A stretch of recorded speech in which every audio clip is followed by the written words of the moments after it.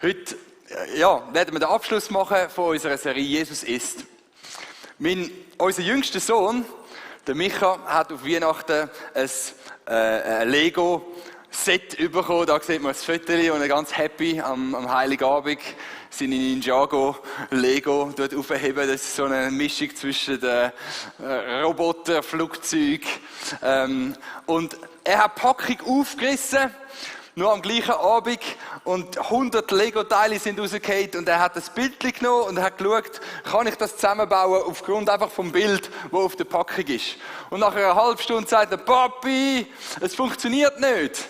Und irgendwo, das, was er zusammengebaut hat, hat nicht so ausgesehen wie auf der Packung.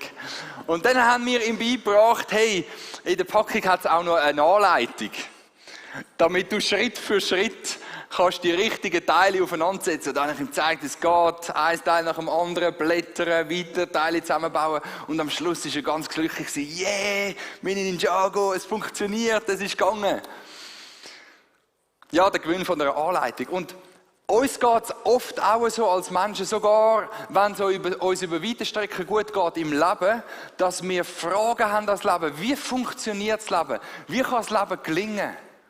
Wo gibt es vielleicht eine Anleitung für meine Fragen, die ich im Leben habe? Ich denke so an verschiedene Menschen, die ich getroffen habe in den letzten Monaten. Vor ein paar Wochen haben Sissi und ich im Restaurant haben wir eine Frau beobachtet, so um die 40.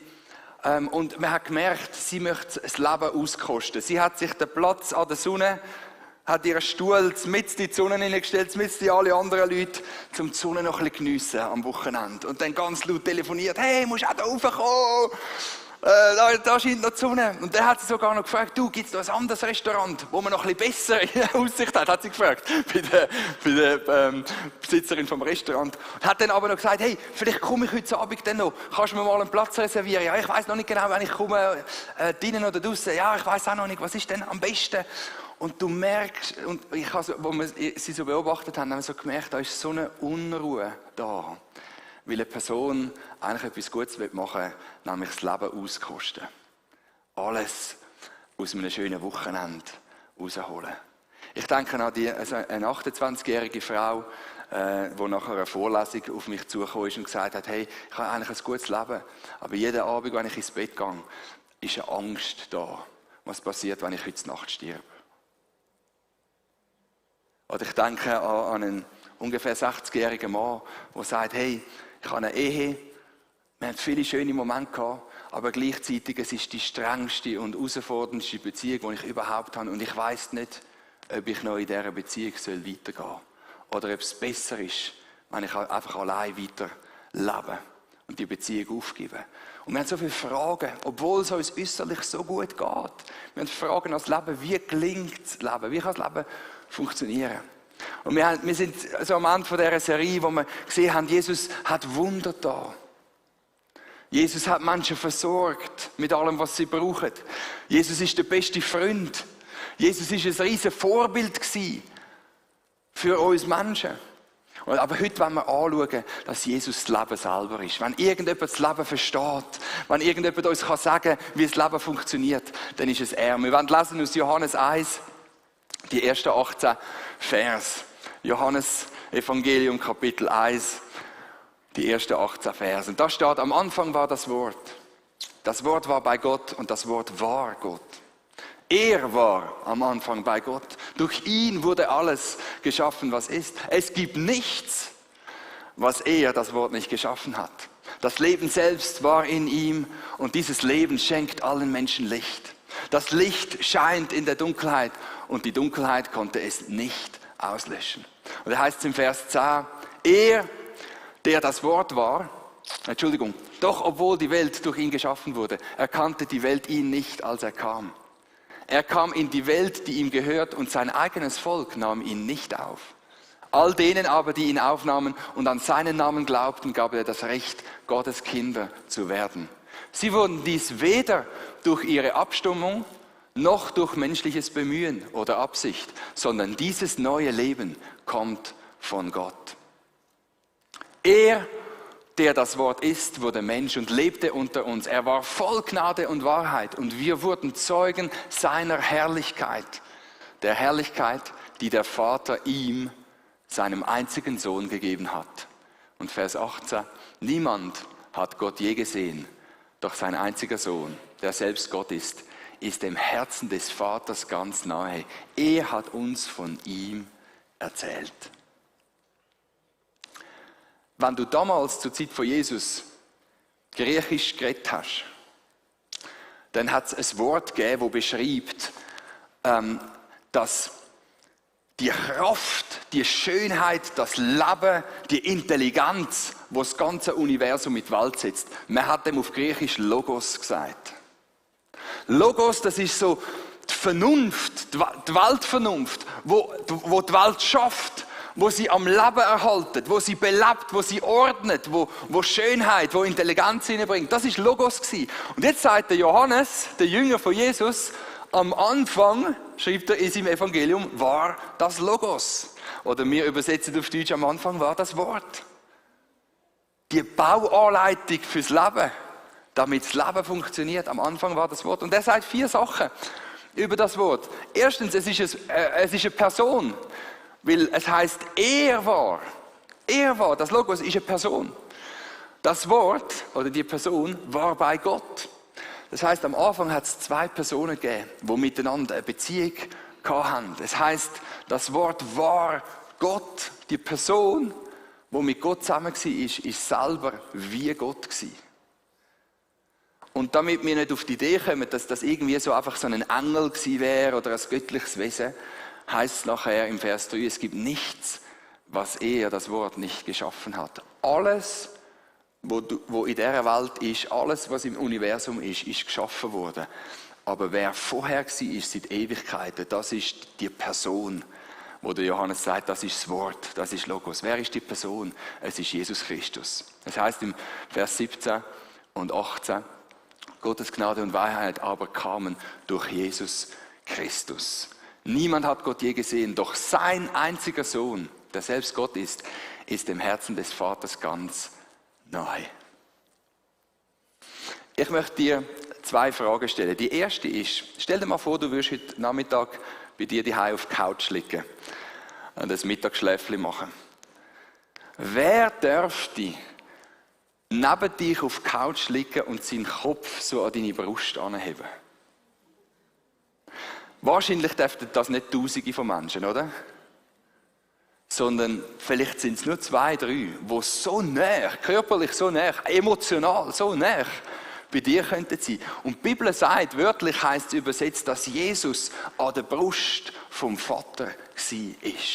Er ist seinem Herz emotional ganz nah. Die Beziehung, die Jesus hatte, ist unglaublich nah zum Vater. Zweite Frage. Hast du eine Beziehung, wo es so einen Moment gibt, wo du sagst, hey, ich weiß genau, was der andere denkt. Und der andere weiß genau, was ich denke. Und in dem Moment fühlst du dich so näher zum anderen und du fühlst dich so geliebt und so angenommen. Wenn du schon mal so einen Moment erlebt hast in einer Beziehung, dann hast du einen Hauch von dem gespürt, was der Vater im Himmel und der Sohn seit Ewigkeiten haben an einer tiefen Beziehung. Du hast nur einen Hauch von dem, von dieser tiefen Annahme, von dem tiefen Wissen, hey, ich bin ganz 100%, weiss der Vater, wer der Sohn ist und umgekehrt. Und sie lieben sich zu 100%. Das ist die Beziehung, wo Jesus zu seinem Vater hat, seit Ewigkeiten. Schon immer. Das ist das Erste, was wir lernen über Jesus. Und das Zweite, was wir lernen, das heißt in Vers 3, durch ihn wurde alles geschaffen. Wieso hat Jesus die Welt geschaffen? Die Bibel sagt uns, schau, Gott der Vater und Jesus haben so eine tiefe Beziehung gehabt. Das war so ein Highlight gewesen, das war so eine Freude gewesen, dass man einander so gut, so tief kennen und so fest liebt, dass Jesus gesagt hat, hey, Vater, ich muss die Freude können teilen noch mit jemandem. Und Jesus hat die Welt geschaffen, er hat dich und mich geschaffen, um die Freude in dieser ewigen Beziehung zu Gott können teilen mit dir, dass jeder Mensch etwas von dieser Liebe, von dieser Freude, von dieser Tiefe erleben darf. Darum sind wir geschaffen worden, sagt die Bibel. Die gerne Musik haben, können das ein bisschen nachvollziehen. Wenn du ein Musikstück hörst und du sagst, hey, das klingt so gut, wow, ich spüre das so. Dann zuerst freust du dich selber, aber wenn du dich nachher fragst, wie kann die Freude noch grösser werden, ist es, indem du jemand anders sagst, hey, musst du mal hören. Und wenn der andere nicht so stumpfsinnig ist und sagt, ich höre nichts, sondern wenn er sagt, hey, wow, das klingt ja unglaublich gut, dann ist nicht nur seine Freude groß, sondern deine Freude an dieser Musik wird eigentlich noch grösser. Durchs Teilen wird die Freude grösser. Oder wenn du in die Ferien gehst und sagst, hey, wow, ich geniesse es. Zuerst bist du mal 2 Tage an dem wunderschönen Strand vielleicht oder wo immer, dass du gerne Ferien machst und du geniesst es für dich allein. Aber nachher kommt dir der Gedanke, wie könnte die Freude, die ich habe an der Ferien noch grösser werden? Und du fängst an, Fotos zu posten. Du schickst jemanden und sagst, schau mal, wie schön. Und es ist nicht nur für ihn, sondern es ist für dich selber, dass deine Freude noch grösser wird. Und schau, so ganz ähnlich hat Jesus gesagt, hey, die Freude, die ich habe in dieser Beziehung zum Vater, die so tief ist, ich will die teilen. Und darum hat Jesus die Welt geschaffen, dass du etwas von dieser Freude, von dieser Liebe kannst erleben und dich mit freuen. Also wir haben eine Beziehung, die so tief ist und gleichzeitig so kreativ. Und Jesus betet, Johannes 17, betet er zum Vater für seine Jünger, für die Menschen, die ihm nachfolgen, für die Menschen, die auch heute noch an ihn glauben. Und er sagt, Vater, ich habe ihnen deinen Namen offenbart. Also ich habe ihnen das ganze Wesen, deine ganze Freude und Liebe gezeigt. Und ich werde es auch weiterhin tun, damit die Liebe, mit der du mich geliebt hast, auch in ihnen ist. Du musst wissen, du bist bestimmt zum Teil von dieser Beziehung werden. Der Vater und Jesus haben keine Exklusivbeziehung, sondern sie wollen, dass du ein Teil davon wirst. Natürlich kannst du nicht Jesus sein, er ist der einzigartige Sohn Gottes, aber du darfst Teil von dieser Beziehung werden. Und das ist das, was Jesus dir möchte schenken für eine Ewigkeit. So eine tiefe Beziehung, so geliebt zu werden, wie Jesus selber. Und das verspricht er uns da. Dass du Gottes Herrlichkeit kannst sehen, mit allem, was dazugehört. Jetzt, wir können Gott nicht sehen. Jesus sagt, Johannes schreibt selber im Vers 18 nachher, heißt, niemand hat Gott je gesehen. Aber weißt du was? Dass Jesus, der Sohn, ist gekommen, um uns zu zeigen, wie herrlich das Gott ist. Wie herrlich, dass du und ich können immer mehr anfangen zu staunen über die Schönheit, über die Intelligenz, über die Kreativität von Gott. Dass wir können staunen und dass wir merken, hey, du bist eingeladen, ich bin eingeladen, zum für immer bei Jesus zu sein. Für immer in dieser wunderschönen Beziehung hinein zu leben. Und schau, das gibt unserem Leben Sinn, wenn du die Herrlichkeit von Gott mehr und mehr siehst. Und für das möchte ich dich einladen, in dieser Message. Das gibt im Leben Sinn. Es gibt im Leben Leitung. Du weißt plötzlich, wie das Leben kann funktionieren kann. Du sagst, hey, ich habe etwas von Jesus gesehen. Jetzt gibt es damals hat es schon Menschen gegeben und heute gibt es ja auch. Leute, die sagen, hey, so etwas wie ein Logos, so eine Weltvernunft, so eine Herrlichkeit, das gibt es gar nicht. Ich habe ein Bild mitgenommen, so heisst das etwa heute in London, sind die Werbungen teilweise auf den Bus oben gewesen, auf der roten Bus. There's probably no God. Now stop worrying, enjoy your life. Manche, die sagen, hey, Gott gibt es gar nicht. Darum mach dir keine Sorgen, sondern geniess einfach das Leben. Das Problem mit dieser Lebensauffassung, es gibt keinen Gott, darum kannst du das Leben geniessen, ist, wenn es keinen Gott gibt, dann haben wir keine Ahnung, was wirklich gut ist. Dann haben wir keine Ahnung, was wirklich schön ist. Ich muss es so heben. Wenn Jesus und die Herrlichkeit Gottes, wenn das Zehni ist in unserem Leben, das Beste, was du kannst haben, das Schönste, was du kannst haben, das gerechteste Leben, das du kannst haben, die grösste Liebe, die du kannst haben, wenn Jesus überall das Zehni ist, aber es nichts gibt, wenn es Gott nicht gibt, dann kannst du nicht sagen, das ist schlecht, was du gemacht hast, oder das ist gut, oder das sind schöne Ferien, ich gebe mir meine Ferien ein 7, sind recht schön gewesen. Ja, schön im Vergleich zu was? Wenn es Gott nicht gibt, ist das Leben nicht schön, Das Leben ist auch nicht wüst. Das Leben ist einfach so, es ist ein bisschen und nachher ist es fertig. Wenn es Gott nicht gibt, dann gibt es weder gut noch böse. Denk mal darüber nach. Und ich will niemanden beleidigen. Ich sage nicht, du bist ein böser Mensch, wenn du nicht an Gott glaubst. Aber ich sage, eigentlich hast du keine Ahnung, was gut und böse ist. Sagst du einen Gruß?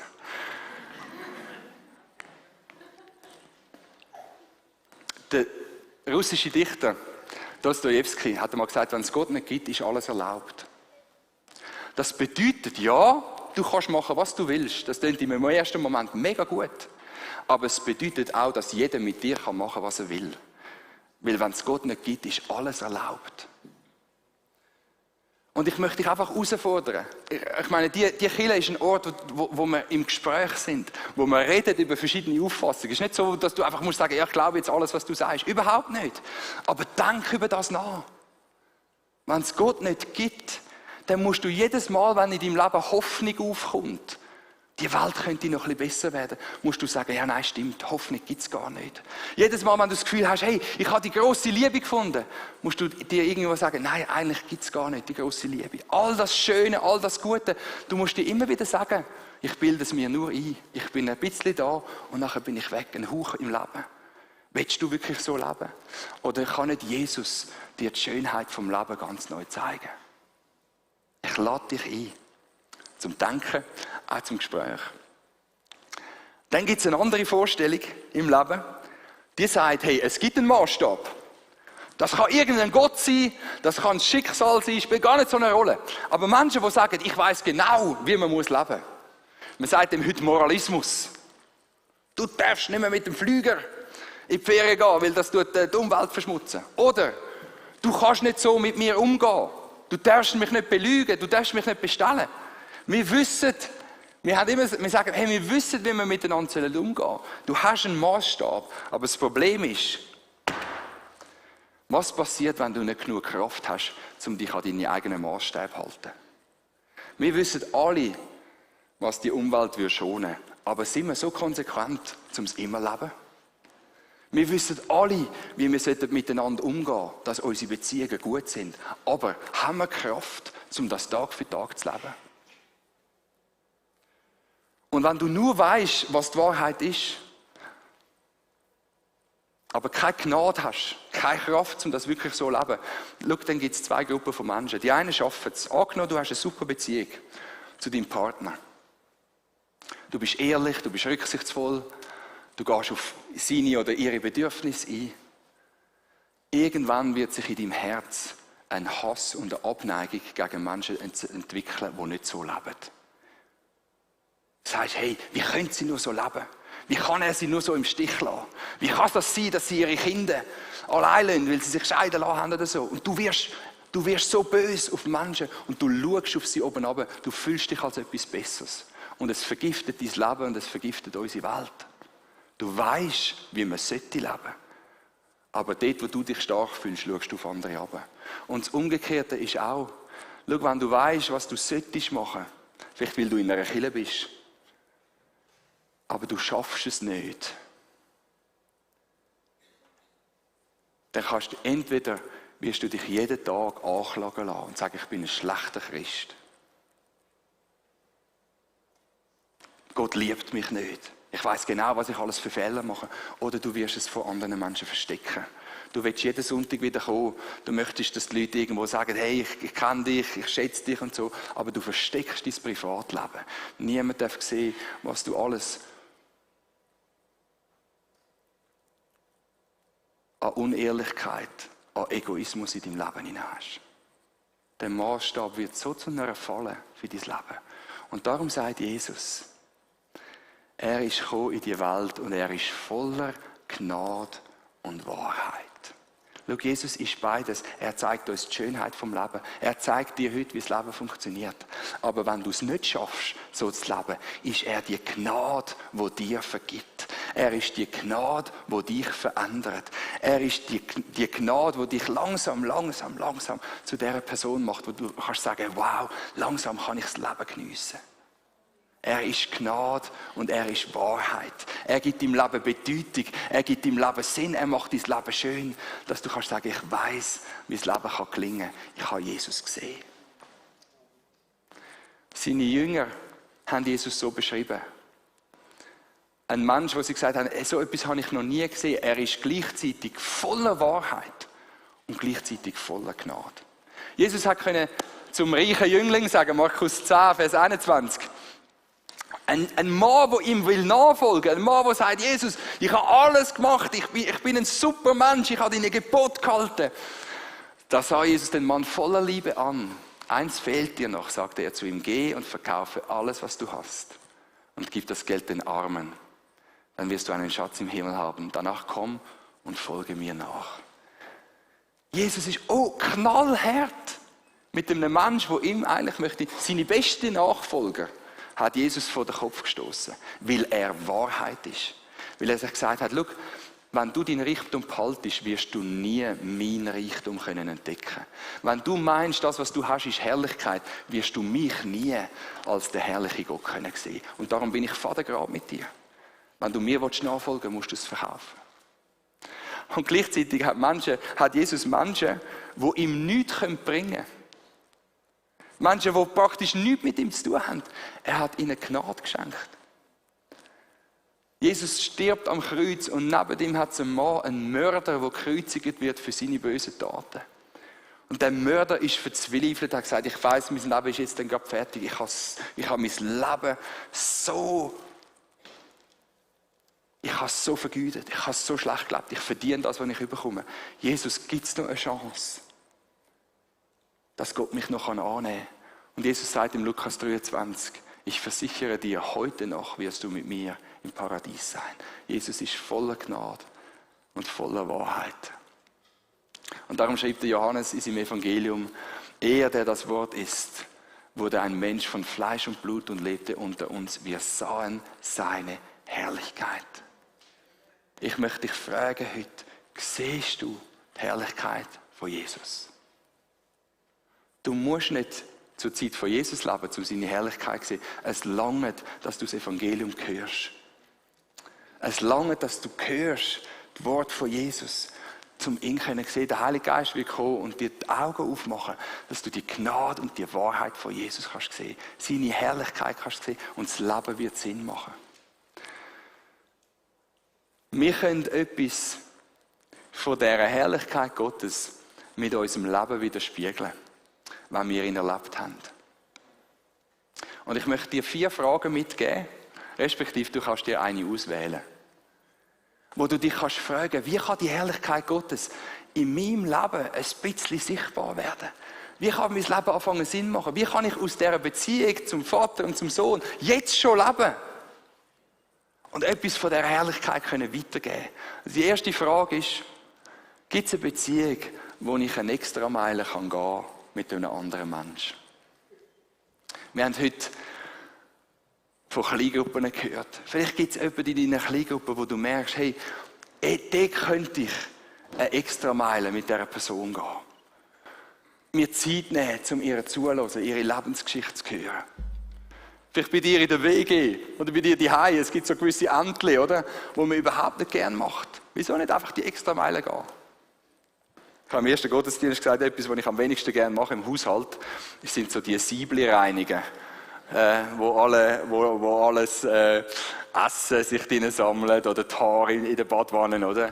Das sind so Sachen, wo du so, die erste Kleine ist jetzt nicht eine extra Meile, vielleicht aber ein extra Meter, oder? Wo du kannst gehen. Du kannst sagen, hey, wieso muss ich warten, bis jemand anders mir dient, bevor ich diene? Ich lebe doch in dieser Beziehung mit dem Vater und mit Jesus, wo ich voll Zuneigung, voll geliebt finde. Wieso nicht etwas weitergeben von dem? Wo kann ich eine extra Meile gehen? Zweitens, gibt es in deinem Beruf, in deinem Job eine Aufgabe, die du mit Exzellenz machen kannst? Weißt du wieso? Weil du in der Beziehung stehst zum Schöpfer vom Universum.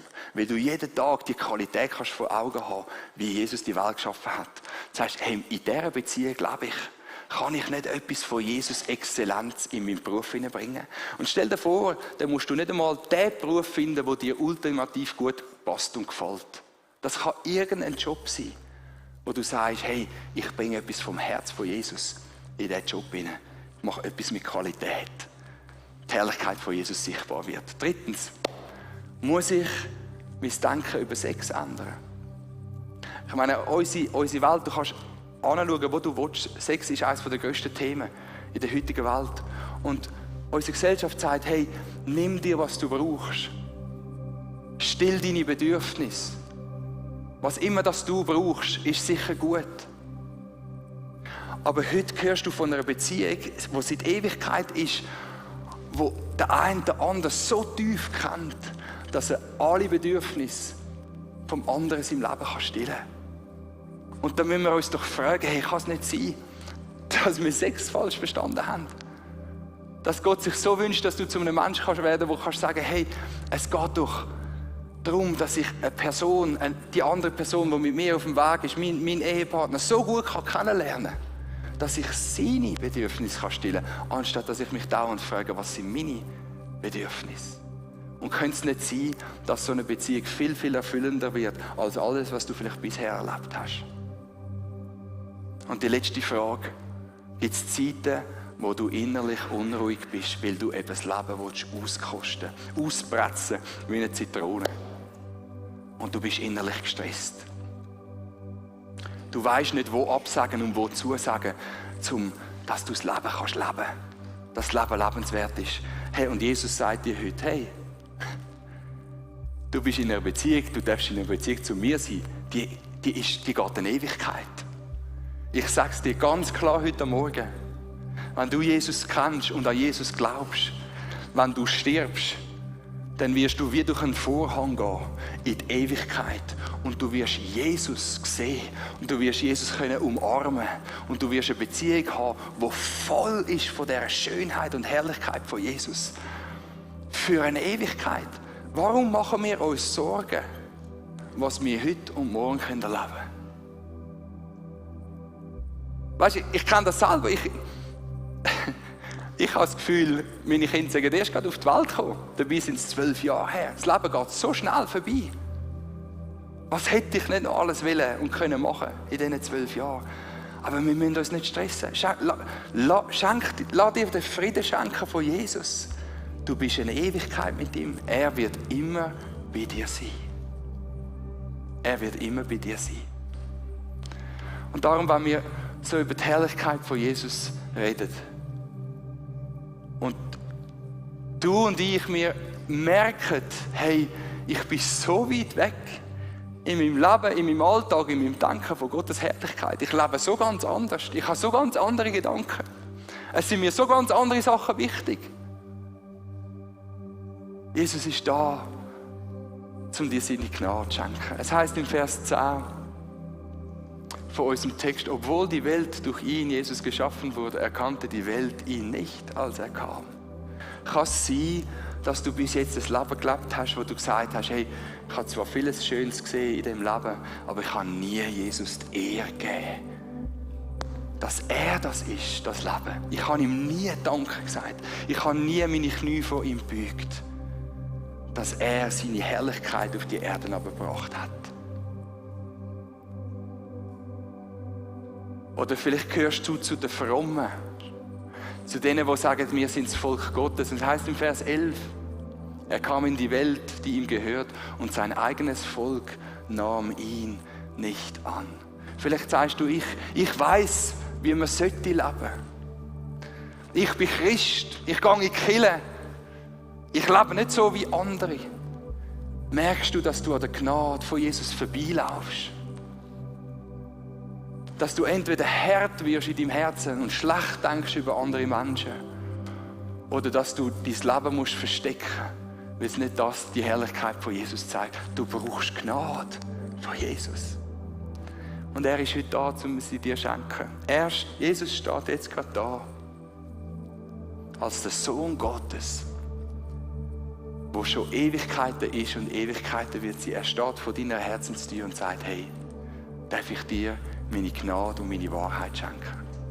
Und wenn du heute antwortest und sagst, ja Jesus, ich brauche dich, zeig du mir, wie das Leben funktioniert. Lass mich dich sehen. dann gibt dir Jesus ein Versprechen im Vers 12. All denen jedoch, die ihn aufnahmen und an seinen Namen glaubten, gab er das Recht, Kinder Gottes zu werden. Du darfst ein Kind Gottes sein und Jesus wird mit dir sein in alle Ewigkeit. Jesus, wir danken dir für das Versprechen. Wir danken dir, dass du so eine schöne Welt geschaffen hast und dass du uns einbeziehst ins Schönste, was wir überhaupt erleben können, in dieser Beziehung zu dir und zum Vater sein. Danke, dass du uns nicht nur zeigst, wie das Leben ist und wie es funktioniert, sondern dass du uns auch gnädig entgegenkommst. Wir sind teilweise so weit von dir weg, von dem, wie du bist und wie du denkst und was du dir wünschst für unser Leben. Und gerade jetzt schenkst du Menschen Gnade. Ich möchte dich zuerst bitten für Menschen, die dich bis jetzt gar nicht gesehen haben. In deiner Herrlichkeit. Die gesagt haben, Jesus ist tot, Gott gibt es nicht. Ich kann leben, wie ich will. Ich bitte dich, dass du ihnen heute die Augen aufmachst und dass sie plötzlich sehen, wie schön, dass du bist. Dass du alles in allem bist. Ein gnädiger, wunderbarer Gott. Dass sie die Musik vom Himmel hören dürfen, dass sie deine Gegenwart jetzt gerade spüren dürfen. Und wissen, dass du sie liebst. Möchte ich für die Menschen beten, die gespürt haben in dem Gottesdienst, eigentlich habe ich so ein Herz. Ich habe so eine Härte gegenüber Menschen, die es nicht schaffen. Ich habe so eine Härte gegenüber Menschen, die nicht leben wie ich. Ich schaue ständig auf Menschen ab und kritisiere Menschen und bin bitter in meinem Herz. Jesus, komm ihnen heute entgegen, dass sie umkehren. Verändere du ihr Herz, dass es gefüllt wird mit deiner Gnade und Liebe. Und Jesus, für die Menschen, die heute Morgen so beschämt sind, weil sie sagen, hey, ich bin die Person, ich kann mein Herz nicht zeigen, ich schäme mich. Für mein Leben, für meine Vergangenheit, für meine Gedanken. Ich muss so viel verbergen von anderen Menschen, dass ich akzeptiert bin. Ich muss so viel verstecken, dass ich jemand sein kann, dass ich angenommen bin bei Menschen. Und es hat mich meine Beziehung zu Gott gekostet. Ich bitte dich, dass du sie jetzt nimmst, dass du ihr Herz berührst. Jesus, dass du jetzt gerade Vergebung aussprichst, dass die Gnade so stark spürbar ist in ihrem Leben, dass sie wie spüren, wie ein Wasserfall von der Liebe Gottes in ihr Herz hineinkommt. Du bist angenommen. Jesus, dass du ihnen die Würde zurückgibst, die sie haben, als Menschen, die du geschaffen hast. Dass du sie begnadigst, dass du sie aufhebst. Und dass sie dürfen spüren, dass der Vater im Himmel, dass du dich freust über sie und dass sie deine Kinder dürfen sein. Dass du sie nie wirst verstoßen. Ich danke dir, Jesus. Und bevor wir eine Zeit haben vom Gebet, die Leiter dürfen gerne schon vorkommen und sich parat machen fürs Gebet, möchte ich dir eine Möglichkeit geben, wenn du noch nie Jesus eingeladen hast in dein Leben, dass er dein König, dein Herr, dein Retter kann sein. Dass der Sohn Gottes, der für dich gekommen ist, dann möchte ich dir jetzt die Möglichkeit geben, Jesus einzuladen. An der Leinwand ist ein Gebet, das wir beten miteinander. Wo dir in ganz einfachen Worten einfach kannst sagen, dass du möchtest, dass Jesus in dein Leben kommt, dass du ihn kannst sehen, dass er dir seine Gnade schenken kann, dass du ein Kind kannst werden vom Vater im Himmel.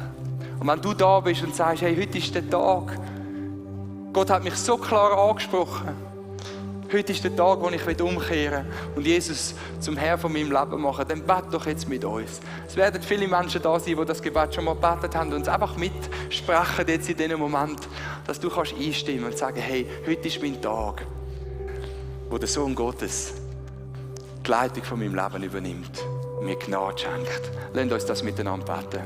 Jesus, mir ist klar geworden, dass ich dich als Versorger und Retter abgelehnt habe und getrennt bin von dir. Vergib mir meine Schuld. Danke, dass du für meine Sünden am Kreuz gestorben bist. Herr Jesus, bitte übernimm die Leitung von meinem Leben und verändere du mich so, wie du mich haben möchtest. Amen.